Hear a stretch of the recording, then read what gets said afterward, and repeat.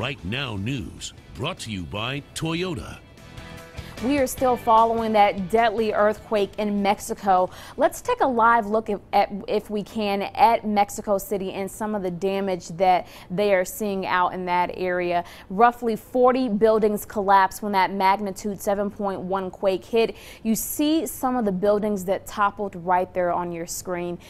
You know, hundreds of first responders, soldiers, police, and regular people are digging through rubble just like that, trying to find survivors this morning. Israel is sending 60 people to help with those searches. And one of the many heartbreaking stories we're hearing is about a school that collapsed, killing dozens of children.